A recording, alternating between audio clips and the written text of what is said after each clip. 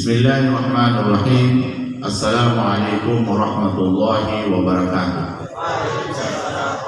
Allahumma salli ala sayyidina Muhammad al-Fatih lima ughliq wal khatim lima sabaq nasiril haqq bil haqq wal hadi ila siratikal mustaqim wa ala alihi wa sahbihi haqqa qadrihi wa miqdarihi al-azim. Subhanaka la ilma lana illa ma 'allamtana innaka antal alimul hakim wa la haula wa la quwwata illa billahil aliyyil azim.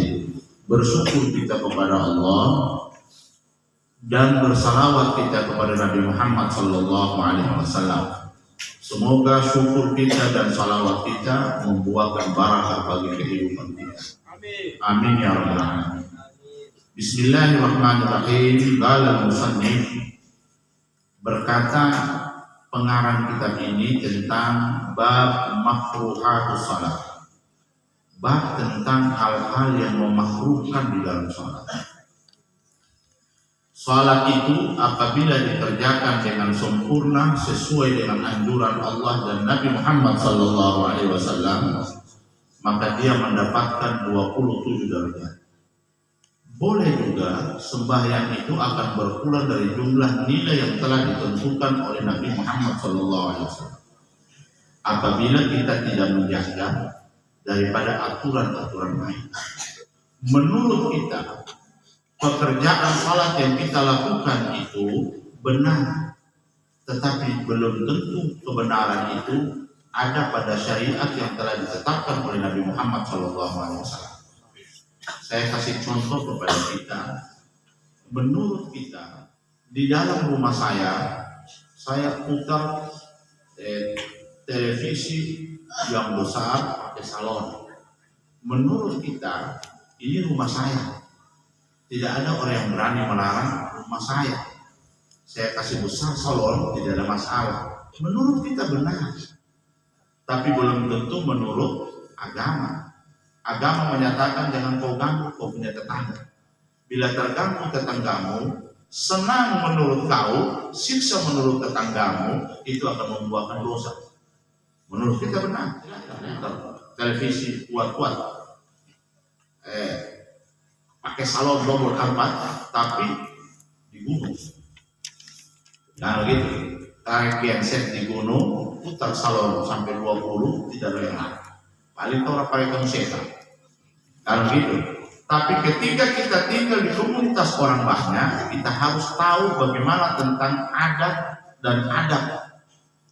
Adat bertetangga, adat bertetangga kita harus memahami. Demikian pula sembahyang. Sembahyang kan begitu. Hal-hal yang dapat mengganggu orang yang ada di samping kanan dan kiri kita itu dapat membuahkan dosa bagi kita dan juga dapat mengurangi jumlah pahala yang kita lakukan. Itu syariat. Malam ini kita bicara tentang makruhatus salat. Apa yang memakruhkan di dalam salat? Sebelum kita belajar tentang hal-hal yang memakruhkan di dalam salat, kita tahu dulu berapa jumlah yang disunahkan di dalam salat. Oke. Di dalam kitab Bidayatul Minnah, di dalam kitab Bidayatul Minnah yang disyarah oleh Syekh Luqman, beliau menjabarkan di dalam kitab itu ada 1.500 yang disunahkan di dalam salat. Dari awal diawali dengan takbir, diakhiri dengan salam. Dari awal takbir dan akhir salam itu terdapat 1.500 sunnah. Kalau terdapat 1.500 sunnah, berarti ada 1.500 yang mana al-awwal al-qiyam ala rijli. Orang yang berdiri di atas satu kaki ketika salat itu, artinya apabila dia berdiri pada dua tumpukan kakinya kanan dan kiri sama kekuatannya, itu sunnah. Melanggar itu makruh. Itu namanya itu begitu dia punya. Berdiri kakinya tidak sejajar. Kalau makruh itu dapat membatalkan salat? Tidak. Tidak membatalkan salat, tapi mengurangi jumlah. Mengurangi jumlah pahala yang kita dapatkan di dalam salat. Kalau mengurangi jumlah pahala, sedikit kita dapat. Sementara semua rata-rata kita menginginkan pahala yang sempurna.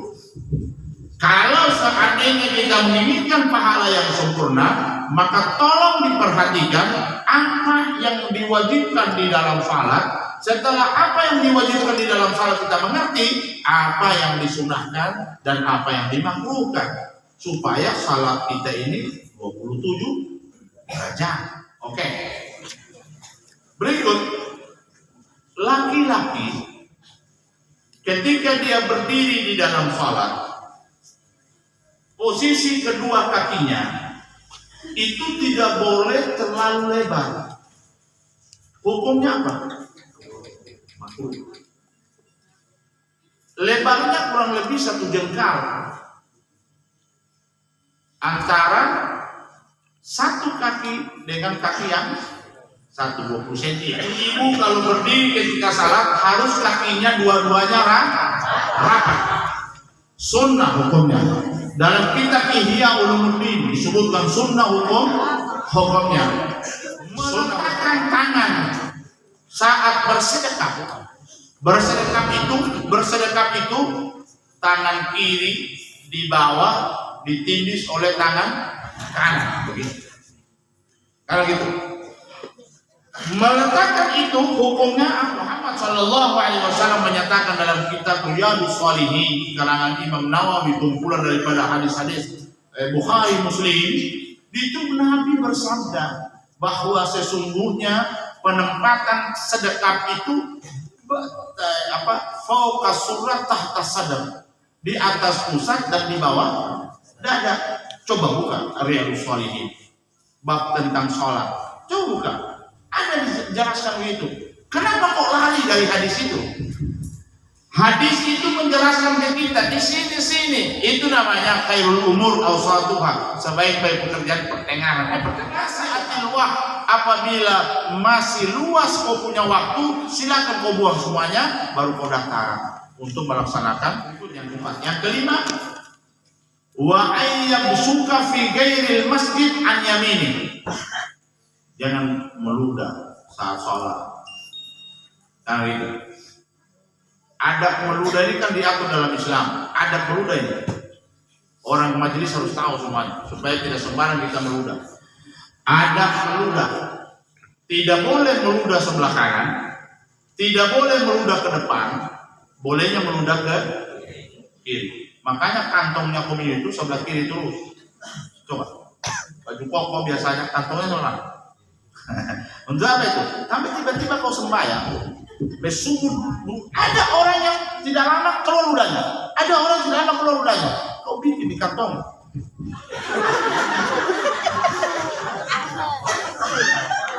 Kalau dalam masjid, karena apabila engkau berludah di dalam masjid, hukumnya bukan makruh tapi haram. Mana kau pilih? Kau meludah di masjid, kau pakai kantong murah. Makanya kantong disiapkan, kantong baju koko itu sebelah apa? Sebelah kiri. Persiapan meludah itu. Persiapan meludah. Kalau seandainya, karena tidak semua sama orang. Ada orang yang sering-sering keluar dia punya ludah, tidak lama banyak ludah, tidak lama banyak ludah. Biasanya orang yang asam lambungnya tinggi banyak ludahnya. Kalau seandainya itu tidak bisa lagi ditahan, sumurahkan kantong minum. Ya, sumurahkan kantong. Selesai urusan. Artinya, apabila kita meludah sembarang di dalam sholat, hukumnya cara bahasa saja. Ada orang tanya sama saya, ya, laki-laki, bolehkah laki-laki itu, apakah pekerjaan di dapur itu hanya kewajiban perempuan semata-mata? Tidak. Dalam mazhab Syafi'iyah dianjurkan juga laki-laki untuk bekerja, mengambil pekerjaan perempuan itu. Tidak harus perempuan 1 kali 24 jam 100% perempuan apabila dia tidak bekerja. Laki-laki bilang kau berdosa, kau meninggalkan tanggung jawabmu. Tidak, dalam mazhab Syafi'i ini kitabnya, ini dalilnya. Orang itu bilang sama saya, ya lalu kamu bilang ya, berdaksa kita itu. Bayangkan itu. Dia kasih tahu, jangan kau bilang yang perempuan, nggak bahaya kita. Kalau dia tahu, tidak, karena ente bertanya kita jawab yang jujur. Karena begitu bisa, oke? Begitulah. Nabi itu mengatur semuanya komplit. Kita ini enak. Makanya bilang jangan engkau salah memilih teman. Jangan engkau salah memilih teman. Karena orang itu kebanyakan mengikuti bagaimana cara pandang temannya, mengikuti agama temannya. Kalau dia memahami agama dari awal dengan orang yang keras, maka dia akan menjadi keras. Paham ini Bapak ya? Kalau dia mengenal agama dari awal dengan orang yang kaku beragama, maka dia akan menjadi kaku. Karena teman yang membentuk dia. Kalau dia belajar agama, dia dapatkan pemahaman agama dengan orang fleksibel, maka dia fleksibel beragama. Oleh sebab itu hati-hati mengambil teman, mengambil guru, hati-hati. Kalau kita punya dasar. Tetapi kalau kita punya dasar dengan orang fleksibel dalam beragama, dasarnya matang, kau dimanapun ditempatkan, sama orang keras, sama orang kaku, kamu akan bisa beradaptasi. Tapi engkau punya dasar, tidak bisa digoyahkan oleh orang itu. Kenapa? Karena kamu sudah merasakan ini begini, ini begini. Oh gitu. Tenang. Kalau mereka begitu, hal yang makruh. Oke. Maka saya kasih tahu tadi, hukum meludah di dalam masjid itu adalah hukumnya haram. Oke. Berikut, makruh hukumnya di dalam sholat, posisi tangannya diletakkan di samping, diletakkan di atas dada, dan diletakkan di bawah pusat. Di bawah dada, di atas. Ini bukan saya yang bilang, tapi Nabi Muhammad SAW. Mazhab kita yang bilang gini, imam mazhab kita yang bilang gini, ajakan kita. Maka kita harus mengamalkan apa yang dikata oleh imam kita. Gitu. Nah itu tidak perlu panjang lebar dijelaskan, sudah tahu. Berikut, makruh hukumnya ketika salat dalam keadaan ruku, kepalanya terlalu baruku. Umar bin Khattab laisal khusyu' fil riqab bal fil qulub. Orang bilang saya tidak begitu. Saya harus tunduk begitu supaya khusyuk. Supaya khusyuk. Sayyidina Umar bilang laisal khusyu' fil riqab. Khusyuk itu bukan ditanya dengan kau tundukkan kepala begini, tapi innal khusyuk bal fil qulub. Sesungguhnya khusyuk itu ada di dalam. Khusyukan itu sama sekali bukan dari gerakan orang.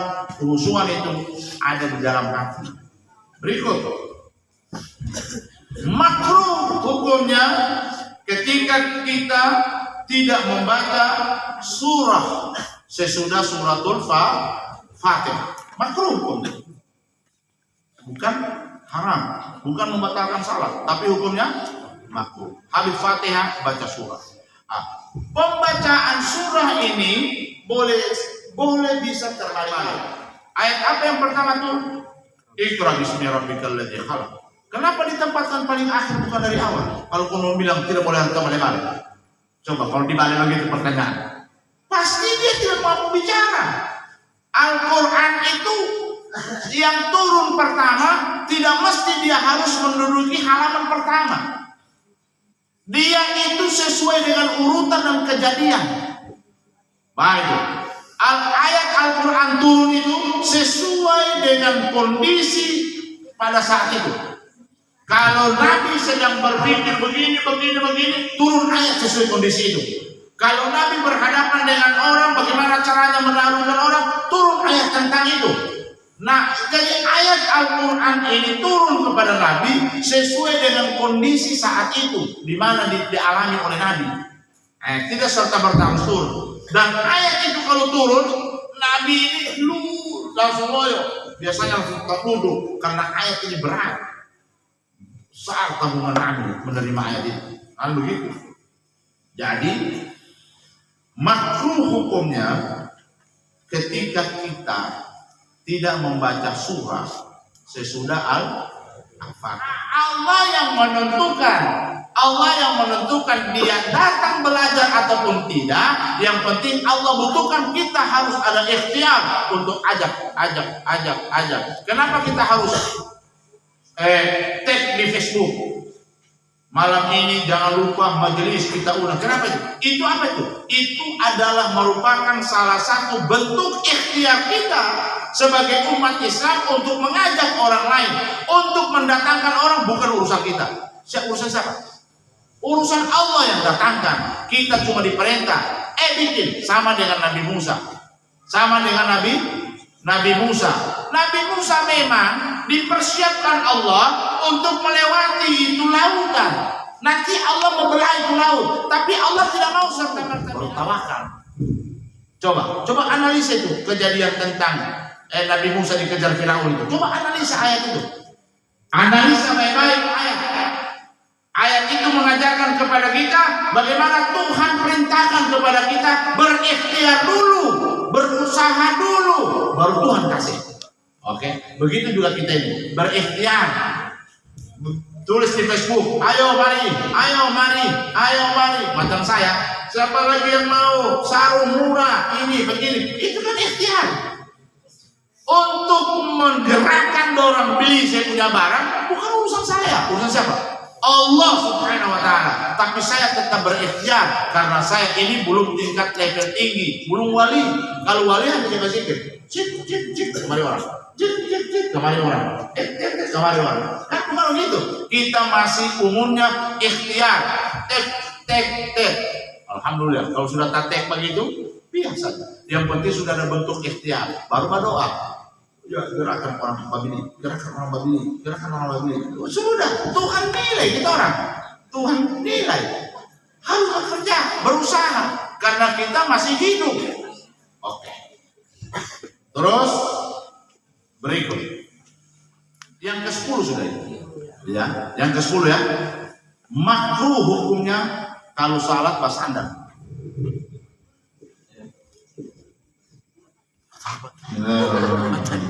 Semua hukum yang makruh ini ibu-ibu, bapak-bapak, jangan salah paham semua ya, bagi orang yang sehat. Oke?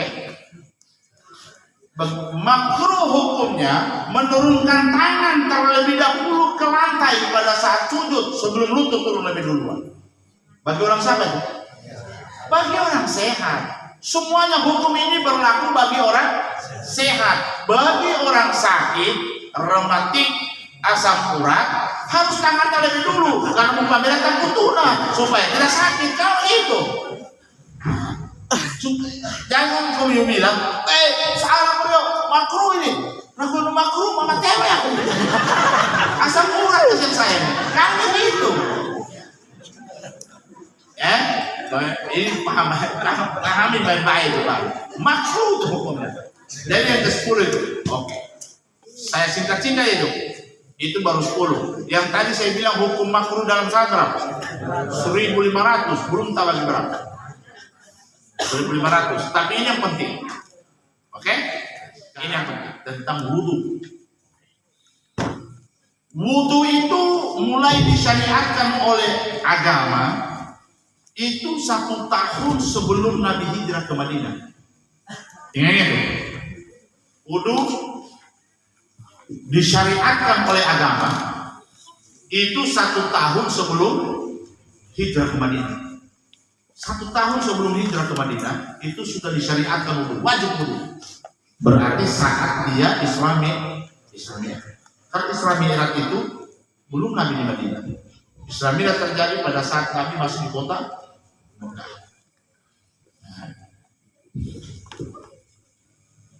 Wudu ini dia punya sunnah ada 77. Yang kita tahu tidak sampai 77. 77 sunnah wudu di luar daripada furudul wudu. Oke. Sekarang saya tanya sama ibu bapak, apa perbedaannya furudul? Kenapa wudu disebut furudul wudu? Kenapa sembahyang disebut arkanus shalah? Padahal esensinya itu sama artinya. Furud artinya wajib, kewajiban. Arkan artinya kewajiban. Sekarang ditanya, apa bedanya antara furud dan arkan? Nah, ini lagi. Oke? Saya jelaskan. Kalau furud itu boleh tidak mutawaliyah. Furud. Makanya dia boleh menggunakan furudul wudu.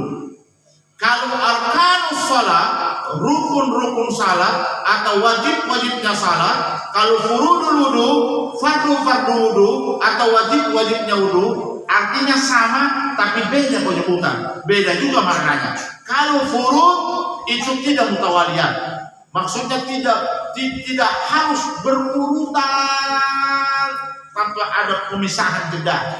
Kalau arkanus salat tidak boleh putus.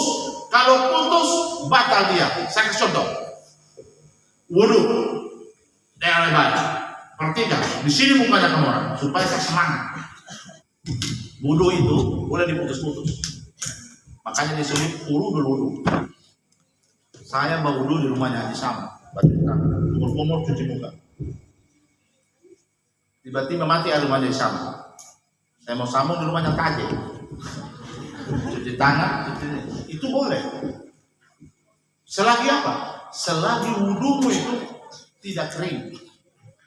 Artinya, kalau kau cuci muka di pondok ini, kau wudu lagi di rumahnya mamamu yang di bawah, pakai motor, selagi ini wudumu ini belum kering, boleh kau sambung sana.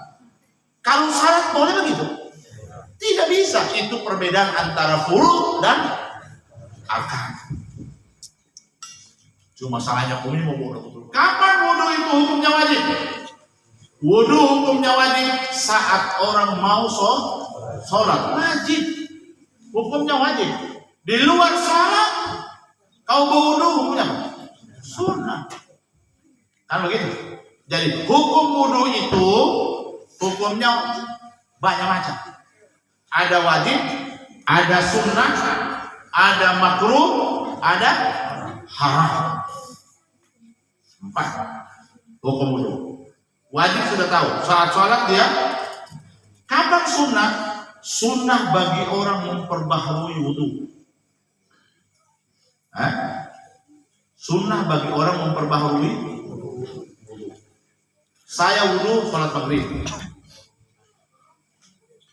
Habis salat maghrib saya, ibu-ibu perhatikan, saya ajar ini.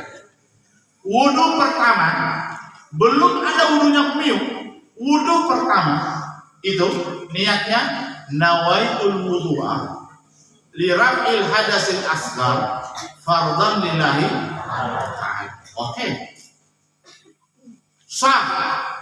Sah karena komium masih berhadas tadi, belum ada wudu. Oke. Sah. Ketika komium pakai wudunya, kemudian komium masuk ke salat Isyanya belum batal wudu, tapi komium mau kembali lagi berwudu, niatnya lupa. Coba. Nawaitul wudu ali rafil hadasil asghar lagi. Begitu. Kalau ditanya, nawaitul wudu ali rafil hadasil asghar. Saya berniat untuk mengangkat hadas kecil. Mana kau berhadas? Belum batal wudumu. Coba. Bagaimana nih? Kalau itu dengar baik. Makanya saya minta tadi Pak John, jangan mengantuk. Nah, oke, tulis baik. Nawaitul wudu'a lillahi ta'ala. Oke? Bagi siapa itu? Bagi orang yang memperbaharui wudunya dan wudunya belum batal yang pertama. Keduanya, apa yang lagi dia mau mengangkat hadas kecil sementara dia belum berhadas? Masuk akal tidak? Kan? Terpaksa dia nawaitul wudu'a. Selesai. Oke. Ini perkara wudu panjang juga di bahasannya. Oke. Kalau dia berwudu Wudu. Setelah itu belum dia gunakan wudunya, dia berwudu lagi. Nah, itu masalah. Itu hukumnya makruh. Kenapa? Karena wudumu tadi itu belum kau pakai. Kenapa kau langsung berwudu lagi? Mestinya wudumu itu pakai dulu. Mau salat sunat ke, mau salat apa ke, pakai dulu. Setelah kau pakai dulu, kemudian kau wudu kembali, belum batal wudumu itu, kau wudu kembali, hukumnya sunnah, tapi niatnya beda. Yang kedua, nawaitul wudu'a lillahi ta'ala. Oke Bu, paham ini? Paham Bu pakai belo ya, supaya tidak sia-sia. Oke, biar lama-lama kita kasih tuntas memang ini wudunya. Oke. Berikut, kalau kita wudu ini, wudu. Kemudian kita mau kembali wudu ulang, sementara wudunya belum dipakai, ya batalkan dulu wudunya minimal. Ya, kasih batal dulu kan dia apa, Pak Konto kan dia pegang kemaluannya kan dia apa, selesai batal, supaya kita tidak dapat hukum yang makruh. Oke. Ibu yang kedua, berbeda kita berwudu dengan niat melaksanakan salat sunnah. Salat sunnah tidak boleh kau pakai wudumu itu untuk melaksanakan salat wajib. Ini perlu tahu ya. Wudu yang kau pakai, biasanya kita wudu dengan niat salat duha misalnya.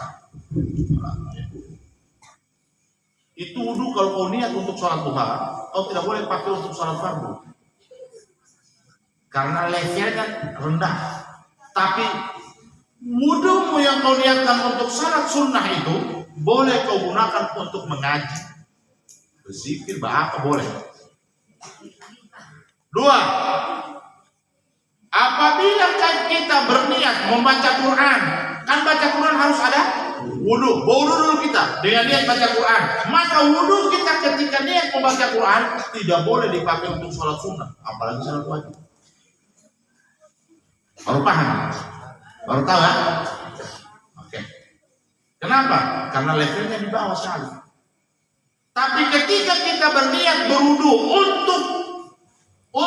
untuk melaksanakan salat fardu, maka wudu itu boleh semua kau pakai. Boleh kau pakai salat sunnah, boleh kau pakai mengaji, boleh kau pakai semuanya. Karena wudu diniatkan untuk salat wajib lebih tinggi dia punya status. Dia bilang darah biru, kastanya tinggi. Makanya kita harus kalau berwudu niatkan wudu itu salat. Saya berwudu itu untuk pakai salat wajib, niatkan begitu supaya bebas kita pakai wudu, mau wudu apa saja. Itu masih seputaran itu. Nanti tata cara berwudunya lain lagi. Jadi kalau semua mabinga untuk itu. Terus apalagi wudu yang sunnah itu, mewudukan orang yang meninggal hukumnya sunnah, bukan wajib. Di mana letaknya mewudukan orang yang meninggal itu? Bukan habis dia dimandiin, tapi sebelum dimandikan. Kita banyak keliru. Oke? Habis dimandikan rata-rata kita pakai wudu kan? Aturan agamanya itu sebelum dimandikan pakai sunnah. Itu pun hukumnya sunnah, bukan wajib. Pakai wudu. Nawaitul wudu li hadzal mait lillahi ta'ala. Nawaitul ghusla li rafil nawaitul ghusla li hadzal mait lillahi ta'ala. Wudunya sunnah. Memandikan mayat hukumnya wajib. Wudunya sunnah. Memandikan mayat hukumnya wajib. Tempat untuk dipakaikan wudu itu sebelum dimandikan. Kasih wudu. Oke? Kenapa? Karena mayat ketika kita kasih pakai wudhu dia baru itu dimandikan, itu wudhunya sudah tidak batal-batal. Biar kamu orang sontu. Kenapa? Karena mayatnya tidak punya rasa, tidak punya hawa dari dia, mati dia. Yang batal itu siapa? Yang batal wudhunya itu orang yang hidup, orang yang mati tidak. Ketika kita sudah pakaikan wudhu sama mayat, sentuh saja. Cium. Ini jangan. Habis di wudhu, habis mandi. Karena sudah kau beragama, makanya haji. Belajar. Ayo belajar. Kan begitu. Dulu pernah saya ajar. Dulu berapa tahun ya? 10 tahun, 12 tahun yang lalu mungkin. Dulu kita di Tada ini sangat ketat. Apabila ada keluarga kita non muslim datang mengunjungi kita, dilarang, jangan masuk, tidak boleh. Karena gitu, dulu begitu kan? Datang saya pulang dari menuntut ilmu, saya karbas habis itu, pang. Ajaran siapa itu? Tidak ada ajaran begitu. Silakan, kau non muslim, iya, kau pegang saja. Apa mau tetemu, cium saja dia, tidak kenapa, tidak masalah. Kau pegang saja. Yang tidak bisa kau sembayangkan dia. Kau bukan agama muslim. Memandikan saja kau boleh. Kalau seandainya sudah tidak ada orang muslim yang lain, memandikan saja boleh. Ini agama Islam rahmatan lil alamin. Rahmatan lil alamin. Kalau agama Islam larang, jangan, berdosa besar, tidak boleh. Kau itu di luar Islam, tidak boleh katakan itu tidak rahmatan lil alamin. Bukan ciri agama Islam itu mencontohkan bukan ajaran rahmatan lil alamin. Rahmatan lil alamin itu sampai Allah bilang, Allah menyatakan dalam Al-Quran, berbaiklah engkau kepada kedua orang tuamu sekalipun kedua orang tuamu itu berbeda akidah dari engkau. Non muslim orang tua kita muslim, mualaf. Dia sakit kau rawat sampai dia mati, sampai kau kafankan, kau mandikan, dia terserah. Gitu kan? Itu diajar dalam Islam. Islam itu agama rahmatan lil alamin. Makanya kita orang itu dibilang Nabi, jangan salah belajar. Kalau kau salah belajar sama orang kaku kau tuh. Jangan kan? Silakan. Jadi siapa saja yang meninggal dunia, wudukan dia sebelum dimandikan. Pegang saja dia, tidak masalah. Istrinya kamu apa? Tidak batal wudunya. Kenapa? Mayat itu tidak merasakan yang kita saja batal. Oke? Itu silakan, tidak masalah. Enak, agama itu. Oke. Tapi ini ilmu, kalau kamu kasih tahu sama orang tidak belajar, dia bantah bisa-bisa ke orang, dia bantai. Oh, apa murid? Jangan baku bantai yang orang bodoh, kau kalah. Nih mesti bantai teman doyong. Imam Syafi'i sudah bilang, saya tidak pernah dikalah berdebat. Dengan siapapun tidak pernah dikalah. Tapi dengan satu orang bodoh, saya kalah. Imam Syafi'i orang pintar ini, dia mengaku kalah. Baku bantai dengan satu orang yang bodoh. Ini ilmu tidak akan diterima dengan orang yang tidak mengaji. Maksudnya bantuan anak ngaji orang tidak mengaji, tidak belajar. Makanya kita penting ikut majelis ilmu, banyak wawasan ilmu yang kita dapat. Makruh memperbarui wudu yang belum dipakai. Itu tadi saya bahas. Kau sudah wudu pagi, mau salat zuhur belum batal. Pagi kau wudu, salat zuhur kau belum batal, kau mau wudu ulang pada saat mau salat zuhur, belum batal wudu yang pertama. Itu hukumnya apa? Makruh. Kecuali kau pakai dulu wudumu itu untuk salat sunnah, baru kau wudu kembali, hukumnya sunnah. Gitu. Haram hukumnya berwudu. Bagaimana haram? Haram berwudu pakai air yang dicuri. Biar tetangga kau ambil sampai ibadah. Kalau ibadah ini ketat atau kita tetangga air urusan apa? Urusan ibadah. Kau ambil permisi dulu. Yang kemudian oh iya. Inilah untuk menua. Kau timba airnya, kau pakai. Hati-hati, bahaya tuh. Bisa jadi haram tuh. Oke? Atau ada orang yang mewakafkan airnya untuk diminum, bukan untuk dipakai wudhu, khusus minum kau pakai, ini bahaya. Sampai begitu Islam mengatur kita. Wudu haram itu. Wudu yang pakai air dicuri atau air yang diwakafkan untuk diminum, maka haram untuk dipakai wudu. Diwakafkan untuk diminum. Sama dengan masjid. Sama dengan masjid. Masjid ini airnya tidak boleh kamu pakai mandi dan tidak boleh pakai cuci pakaian. Kenapa? Hukumnya haram. Sudah bisa. Kecuali kamu beribadah di masjid itu, kamu pakai airnya berwudu, mandi untuk sholat di dalam, itu tidak masalah. Paham? Paham ya? Lain dengan halnya kita orang, dilihat air masjid ini bagus, kita orang pergi di situ, mandi baru tidak sembahyang di situ. Habis mandi sekarang, buang air besar di situ, habis tidak sembahyang di situ. Diajarkan ke kita, kalau kita berwudu, kita ini musafir, nabi jelek, sehingga di masjid kebanyakan. Ayo betul ya, minimal kalian kalau tidak jatuh hukum haram, berwudu di tempat itu. Berwudu, minimal berwudu. Supaya kamu dapat pahala ibadah, juga tidak dapat dosa. Paham ya? Kasihan di masjid, orang pakai buang softex dan lain batu dipakai, ada masjid begitu. Tidak boleh. Kenapa? Karena mereka tidak memahami hukumnya. Uang masjid yang dipakai bayar listriknya untuk airnya, bukan uang kita. Baru kita kikir dipakai.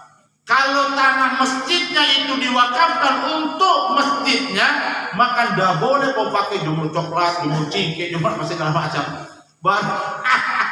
Salah, haram hukumnya, tidak bisa. Tidak bisa. Kecuali kau gunakan halamannya itu, setelah itu hasilnya kau bayar itu barang. Ini sedekah saya buat ini, saya pakai halaman. Kau bayar supaya kau tidak dapat dosa. Sampai itu diatur dalam ini. Cuman kalau kita mengatur aturan itu kepada orang yang tidak memahami, kita menjadi musuh buyutan. Tapi kalau kemudian takut, kalau saya tidak masalah. Menyampaikan kebenaran itu resikonya satu, kau harus berani untuk dijauhi oleh orang banyak, tapi tidak aman. Itu resikonya itu. Menyampaikan yang hak itu, kau harus berani dihasut oleh orang, dikata-katain orang, dijauhi oleh orang, difitnah oleh orang. Itu resikonya. Resiko. Kalau tidak mampu untuk menyampaikan itu, maka jangan jadi pendakwah. Tidak, kau lebih guna tarik selimut, kau lebih guna. Kalau jadi pendakwah, resikonya sudah itu. Tapi tidak lama itu berlangsung. Suatu saat seiring waktu, generasi muda kebiung banyak datang belajar, orang akan paham dengan sendirinya dan mereka akan menyesal pada akhirnya. Karena salamu kami butuh apa kan begitu. Kita sampaikan kebenaran itu. Tidak boleh tidak. Oke. Makruh ya. Oke. Fardu wudu ini bersumber hukumnya dari dua sumber. Dari Al-Quran dan dari hadis. 4 rukun wudu itu bersumber dari Al-Quran dan 2 rukun wudu itu bersumber dari hadis. 4. Jadi disabotase. Coba buka surat Al-Maidah ayat 6. Itu. Idza kuntum ila salati faghsilu wujuhakum. 1. Berarti mencuci muka ada dalilnya dalam Al-Quran. Faghsilu wujuhakum wa aydiyakum, dalam kedua tangan. 2. Baru apa lagi? Wa aydiyakum. Apa lagi? Wamsahu biruusikum, kepala. 3. Wa arjulakum ilal ka'bain. 4. Kan? 4 rukun wudu diatur dalam Al-Quran. Dasar hukumnya Al-Quran. 2 yang pertama nomor 1 berniat, dan nomor terakhir 6 tertib diatur dalam hadis Nabi Muhammad SAW. Oke, sampai di situ. Wallahu a'lam. Allahu bihamdi. Asyhadu an la ilaha illa anta astaghfiruka wa atubu ilaik. Wa sallallahu ala sayyidina Muhammad walhamdulillahi rabbil alamin. Taqabbalallahu minkum. Wallahu musta'an. Assalamualaikum warahmatullahi wabarakatuh.